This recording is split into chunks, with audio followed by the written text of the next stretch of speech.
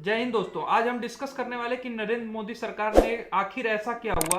कि उसने कृषि कानून जो है, जो 3 कृषि बिल थे, उनको उसने वापस ले लिया। आखिर इसके पीछे वजह क्या रही? क्या वो राजनीतिक वजह रही, या जो जो 5 राज्यों के चुनाव हैं, या वो वजह रहे? उसी पे हम डिस्कस करने वाले हैं। लेकिन उससे पहले बहुत शॉर्ट में हम जान लेते हैं कि आखिर ये तीनों कानून क्या थे और क्यों आखिर जो किसान संगठन है उनका विरोध कर रहे थे। हम यहाँ पे किसी कानून के किसी नाम के बीच में नहीं पढ़ेंगे। हम सिंपल सिंपल ये समझेंगे कि उन कृषि कानूनों का, जो 3 कृषि कानून थे, उनका क्या क्या मतलब था, उनका मेन मोटिव क्या था। हम नामों पे नहीं जाएंगे। आप नाम हम किसी को याद भी नहीं होगा, और मेरे बताने का मतलब भी नहीं है कि किसी को नाम रटाया जाए। तो इसीलिए हम सिंपल सा समझेंगे कि उन तीनों कृषि कानूनों का मेन मकसद क्या था और क्यों जो है वो किसान जो संगठन थे उनका विरोध कर रहे थे। तो सबसे पहला जो कानून था वो इस बारे में था कि जो किसान है अपनी फसल को एपीएमसी जो मंडियां होती हैं उनसे बाहर हिंदुस्तान के किसी भी मार्केट में सेल कर सकती हैं। सरकार का सबसे मेन एजेंडा यही था इस कानून को लाने का कि किसानों के पास एक वैकल्पिक मार्केट जो है वो डेवलप हो, कि वो एपीएमसी जो मंडियां हैं जो राज्य सरकारों द्वारा ऑपरेट की जाती हैं, उन मंडियों के बाहर भी उनका जो सामान है वो बेचा जा सके। अभी भी बेचा जाता है, लेकिन किसानों को जो है एपीएमसी जो मंडियों में रेट मिलता है उससे बहुत कम दामों पे उनको मार्केट में सेल करना पड़ता है, क्योंकि वहां किसी तरह का कोई कंपटीशन नहीं है, ना ही कोई ऑर्गेनाइज सेक्टर काम करता है। इसीलिए सरकार ने ये कानून लेके आए थे कि जो एपीएमसी मार्केट है, जो एपीएमसी मंडियां हैं, उनसे बाहर भी किसान जो है अपने प्रोडक्ट को सेल कर पाएंगे, फसलों को बेच पाएंगे। अगर मान लीजिए कि हरियाणा में गेहूं की उत्पादन बहुत अच्छा हुआ है, लेकिन अगर देश के किसी ऐसे स्टेट में जहां पे गेहूं का उत्पादन उस साल बहुत कम रहा है, जहां पे मांग तो होगी, तो हरियाणा का जो किसान है किसी ट्रेडर के थ्रू या खुद भी अगर चाहे वहां की मंडी में, जैसे मान लीजिए आंध्र प्रदेश में अगर मान लीजिए कि गेहूं नहीं हुआ, वहां गेहूं की मांग है, तो हरियाणा का जो किसान होगा वो आंध्र प्रदेश में या उड़ीसा में ले जाकर के अपनी गेहूं की फसल को ले जाकर के बेच सकता था। अभी जो फिलहाल जो कानून है, जो एपीएमसी एक्ट है, उसके अनुसार ये है कि आप जो फसल कटती है तो उसकी सबसे पहली खरीद जो होगी और जो किसान बेच सकता है वो एपीएमसी मंडियों में बेचना मैंडेटरी होता है। लेकिन इस कानून के आने के बाद जो है किसानों को ये एक तरह का फ्रीडम मिलता था कि किसान अपनी फसल को जो है वो इंडिया के किसी भी मार्केट में या किसी भी व्यक्ति या किसी भी कंपनी को बेच सकता था। तो पहला रहा ये। लेकिन इसका विरोध क्यों कर रहे थे किसान संगठन, सबसे पहले उसको भी जान लेते हैं। किसान संगठनों का ये विरोध करने का एक ही मकसद था कि सबसे पहली बात ये थी कि जो एजेंट हैं, जो किसान मंडियों में, जो एपीएमसी मंडियां हैं, उनमें जो काम करते हैं उनको कमीशन नहीं मिलता। दूसरी चीज ये थी कि जो फसल जो है, किसान जब एपीएमसी मंडी से बाहर जब सेल करेगा, ट्रेडिंग करेगा, तो उस पर किसी तरह का टैक्स नहीं लग रहा था। लेकिन जो एपीएमसी मंडियां हैं उनमें एक टैक्स जो है वो लगता है। वो टैक्स जो है वो राज्य सरकार को जाता है। तो वो टैक्स जब किसान जो है अपनी फसल मंडियों से बाहर बेचने लगेगा तो टैक्स राज्य सरकारों को नहीं जाएगा। तीसरा कारण यह था कि जो एपीएमसी मंडियों में जब फसल बेची जाती है तो उस पर एक मिनिमम सपोर्ट प्राइस जिसको बोलते हैं एमएसपी, वो निर्धारित होता है राज्य सरकार के द्वारा, हर साल निर्धारित किया जाता है, वो किसानों को मिलता है। जैसे मान लीजिए कि अगर धान की कीमत जो है सरकार ने निर्धारित किया कि 1800 रुपये क्विंटल में बेचना है, तो उस पर जो कमीशन होता है और प्लस जो उनका जो भी खर्चे लगते हैं उसको काट दिया जाए, तो वो लगभग उनको कमीशन के बाद जो रकम होती है उसमें उनको बेचना पड़ता है। लेकिन अगर यही धान जो है वो किसान अपना दूसरे मार्केट में अगर सेल करता है तो उसको हो सकता है कि उससे ज्यादा भी रेट मिलने लगे, क्योंकि जब कंपटीशन का मार्केट होता है, जब बहुत सारी इसमें कॉरपोरेट सेक्टर आ जाते हैं, बहुत सारी कंपनियां जब काम करने लगती, तो हो सकता है कि वो ज्यादा रेट में जो है वो एपीएमसी से बाहर बिक जाता है, या हो सकता है कि किसी भी तरह की संभावना बन सकती है। उसको आपके ऊपर है कि आप किस तरीके से लेते हैं और कैसे एनालाइज। तीसरी चीज ये थी कि जब उन मंडियों से बाहर जब वो सेल होने लगता तो जो राज्य सरकारों को मिलने वाला जो टैक्स है वो बंद हो जाता। तो फिर जो राज्य सरकारें हैं उन मंडियों की तरफ विशेष ध्यान नहीं देती, जिससे मंडियां जो हैं अपने आप धीरे धीरे समाप्त हो जाती और मिनिमम सपोर्ट प्राइस भी एक तरीके से खत्म हो जाता है। ये किसान संगठनों का डर था। तो इसी वजह से किसान संगठन जो है पहले बिल को लेकर के विरोध कर रहे थे। सेकेंड बिल जो था वो कॉन्ट्रैक्ट फार्मिंग का था। कॉन्ट्रैक्ट फार्मिंग से ही आप समझ सकते हैं कि एक दो पार्टियों के बीच में कॉन्ट्रैक्ट, इसमें यह था कि जैसे जो किसान है अगर वो अपनी फसल बो रहा है तो उसके फसल बोने से पहले ही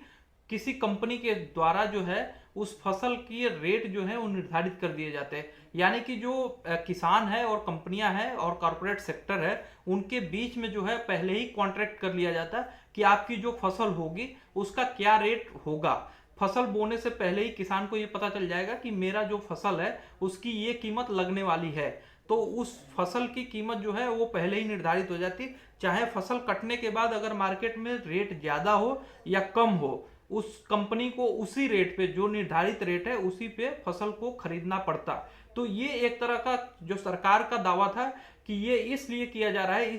इस कानून के वजह से ये होगा कि किसानों को अपनी जो फसलें होंगी उनके उचित मूल्य मिल पाएंगे। ये देखा गया है कि जब किसान अपनी फसल को लेकर के एपीएमसी मार्केट के अंदर जाता है तो किसान की फसल को की क्वालिटी पे इशू उठा करके उनको नहीं लेते हैं, उससे इनकार कर देते हैं, जिससे क्या होता है कि जो किसान है अपनी फसल को औने पौने दाम पे किसान जो एजेंट होते हैं उनको ही बेचना पड़ता है, और फिर जो एजेंट होते हैं वो एमएसपी जो होती है निर्धारित होती है सरकार के द्वारा, उसका फायदा वो एजेंट उठा लेते हैं। ऐसा भी देखा गया है। तो इस कानून का मेन मकसद यही था कि जो किसान होगा उसके पास वैकल्पिक सोर्स होगा कि वो कंपनियों के साथ पहले ही रेट कॉन्ट्रैक्ट कर लेगा, और अपनी जो फसल होगी उसको बोने से पहले ही जब उसे पता होगा कि मेरी फसल की कीमत ये होगी, तो वो फिर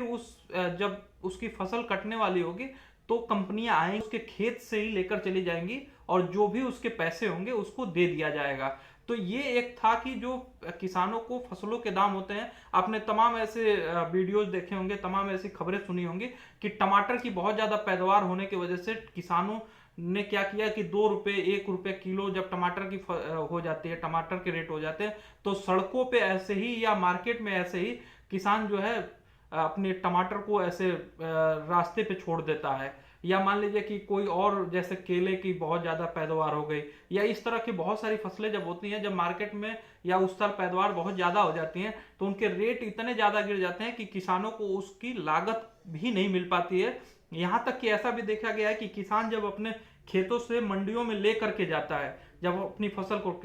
जैसे मान लीजिए टमाटर है उसके खेत में हुआ और उसने तोड़ा और एक ट्रक में लाद करके वो मंडियों में ले गया सेल करने के लिए, तो पता चला कि उसको इतने ही केवल पैसे मिलते हैं कि वो केवल और केवल अपने जो ट्रक का भाड़ा है उसको दे पाए। अब ये बताइए, जो किसान को की लागत है उसको उपज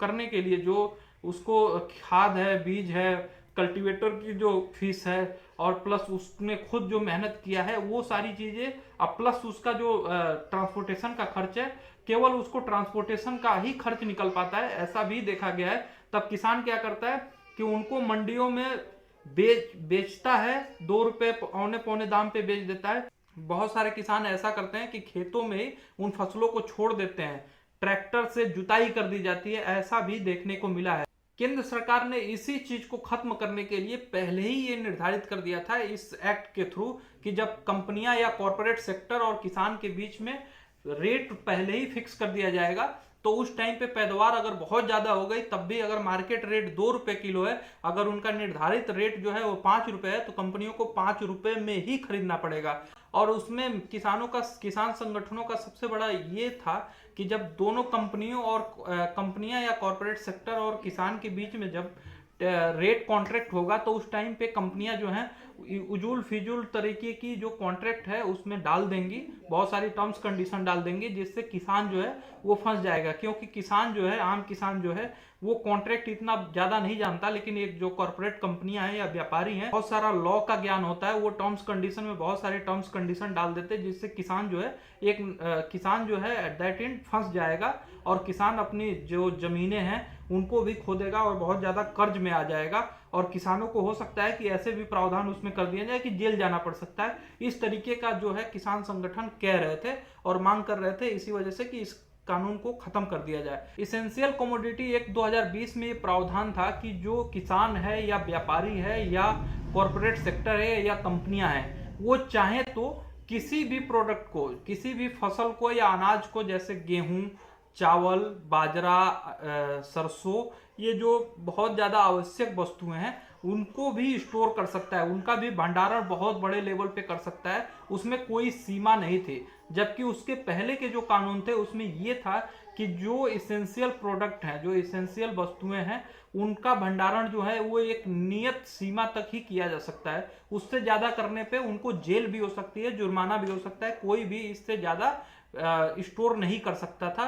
किसानों को छोड़ करके। अगर किसान मान लीजिए पैदावार करता है किसी फसल का, तो वो केवल अपनी पैदावार जितनी होती है उतना ही स्टोर कर सकता था, उससे ज्यादा नहीं। और व्यापारियों के केस में तो एक लिमिट थी, उससे ज्यादा अगर वो करते हैं तो उनको जेल भी जाना पड़ सकता है। आप लोगों ने देखा होगा कि बहुत बार ऐसी खबरें आती हैं कि हमारे देश में जब पैदावार बहुत ज्यादा हो जाती है तो सरकार, केवल सरकार के पास स्टोरेज रूम है और बाकी किसी के पास है नहीं। और जो कॉरपोरेट सेक्टर है वो इस कृषि में जो है वो एग्रीकल्चर में है ही नहीं, तो इसलिए उनका कोई storage room, cold storage room है नहीं। तो जो सरकार के पास है उसमें ले जा करके रखना जो है किसानों के लिए बहुत पॉसिबल नहीं हो पाता है। तो बहुत सारी फसलें जो हैं बहुत ज्यादा पैदावार होने के बाद जो है वो फसलें खराब हो जाती है। जैसे आलू है, अगर आलू की बात करें तो उसको कोल्ड स्टोरेज में रखना पड़ता है और बहुत सारे किसान जो है कोल्ड स्टोरेज में नहीं रख पाते हैं, फिर खराब हो जाते हैं। फिर उसको टैकल करने के लिए सरकार ने एक कानून लाया था कि उसको स्टोर किया जा सकता है, कोई भी लिमिट नहीं थी। तो किसानों का विरोध इसी बात को लेकर के था कि जो व्यापारी हैं वो क्या करेंगे कि इन प्रोडक्ट को जो है बहुत ज्यादा स्टोर कर लेंगे, उसके बाद जो मार्केट से जब ये प्रोडक्ट ब्लैकआउट हो जाएंगे, मतलब खत्म हो जाएंगे, तो इनके रेट बहुत ज्यादा बढ़ जाएंगे। फिर वो जो व्यापारी होंगे उनको बेच करके मुनाफा कमाएंगे। और जो आज तक देखा गया है कि ऐसी चीजें होती भी हैं। तो इसी बात को लेकर के किसान संगठन चाहते थे कि इस एक्ट को भी खत्म कर दिया जाए। तो ये तो रहे तीनों एक्ट रहे जो आप लोग बेहतर तरीके से समझ चुके होंगे, बहुत लोग जानते भी होंगे। अब आगे हम बात करते हैं इस बात पे कि आखिर ऐसी क्या मजबूरी रही कि सरकार ने इन तीनों कानूनों को खत्म कर दिया।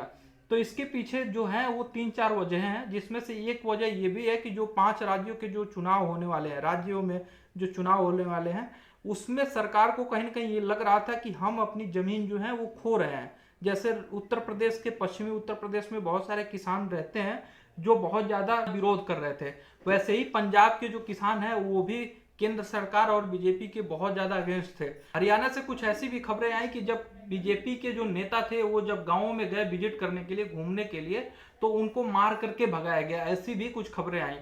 कई सारे गांवों के बाहर तो ऐसे बोर्ड भी लगा दिए गए थे कि यहाँ पे बीजेपी के वर्कर का आना जो है मना है, बीजेपी के नेता इस गांव में नहीं आ सकते, उनको वोट नहीं दिया जाएगा, ऐसे भी बोर्ड देखने को मिले। ऐसे ही पंजाब के जो किसान हैं वहां पे इतना ज्यादा बीजेपी का विरोध हो रहा था कि किसी भी तरीके से जो बीजेपी के जो नेता हैं वो अपना मुंह छुपाए फिर रहे थे। जो दूसरा फैक्टर है वो अमरिंदर सिंह है, क्योंकि आज से 1 से 1.5 महीने पहले अमरिंदर सिंह ने कहा था कि जब वो गृह मंत्री से मिले थे कि हमने बात की है कि हम एक पार्टी लॉन्च करेंगे और बीजेपी के साथ जो है वो सीट शेयर करके हम चुनाव में जाएंगे। लेकिन उसके पीछे उनकी एक मांग थी केंद्र सरकार से कि आप कृषि कानूनों को खत्म कर दीजिए, फिर ही हम आपके साथ चुनावों में जाएंगे। क्योंकि पंजाब में सबसे ज्यादा विरोध जो है वो देखने को मिला है बीजेपी को इन कृषि कानूनों को लेकर के।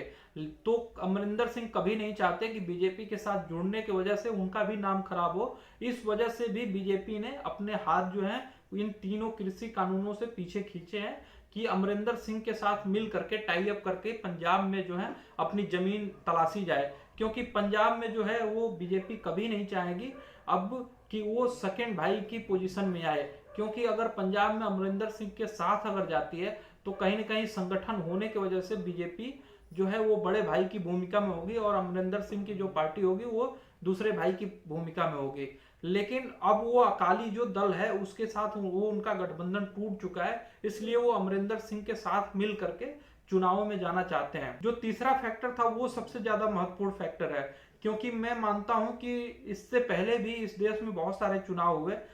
जब से किसान आंदोलन चल रहा है, लेकिन बीजेपी ने कभी ऐसा नहीं सोचा कि इन कृषि कानूनों को खत्म कर दे। क्योंकि एक ऐसे प्रधानमंत्री के लिए जिसकी पूरी की पूरी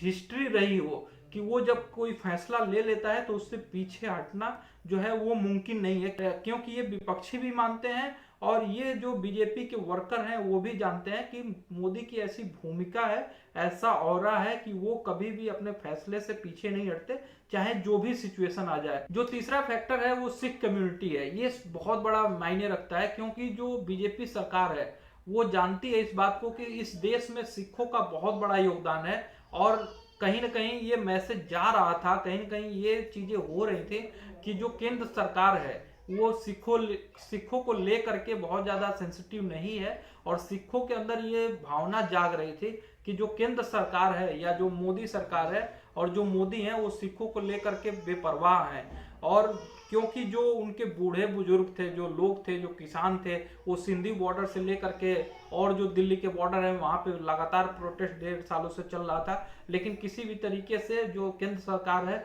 उनको बातचीत के जरिए ना ही मना पाई और ना ही ऐसा मैसेज दे पाई कि हम आपके साथ हैं। क्योंकि ऐसी बहुत सारी खबरें न्यूज में चली हैं जिनमें देखा गया है कि बीजेपी के जो नेता हैं उन्होंने ऐसे उल जुलूल बयान दिए हैं जिससे सिख कम्युनिटी के अंदर ये मैसेज गया है कहीं ना कहीं, और उनकी भावना को जो है वो ठेस पहुंचा है, ऐसा देखा गया है। और इसमें बहुत सारी चीजें ऐसी आई हैं कि सिख कम्युनिटी को पूरी तरीके से, जो किसान थे वहां पे जो आंदोलन कर रहे थे, बीजेपी ने पूरी तरीके से, और बीजेपी के जो स्पोक पर्सन थे उन्होंने भिंडरावाले से जोड़ के देखने लगे। पूरी तरह से बोला गया कि ये किसानों का आंदोलन नहीं है, ये आतंकवादियों का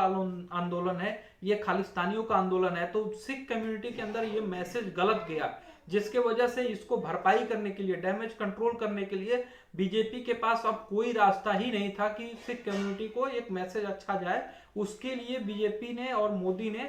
इस